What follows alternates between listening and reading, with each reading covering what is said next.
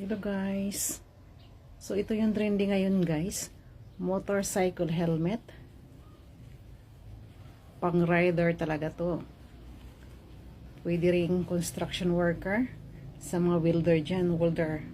Nagwi-welding. So ganito siya guys. Mahaba siya.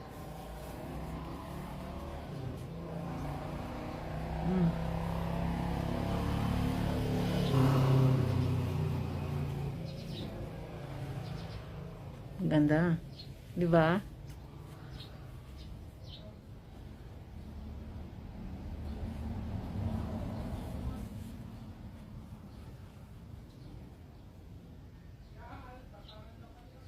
Mahaba siya.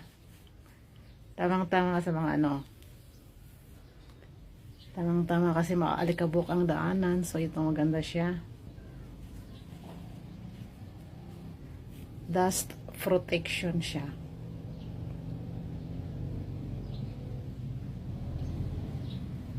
Sa halagang 60 pesos lang guys, may tatlo na kayong protection sa alikabok. Sa mga riders dyan, construction worker, lalo na sa mga welders. So bili na kayo, dito lang, pakiclick lang sa link. Salamat!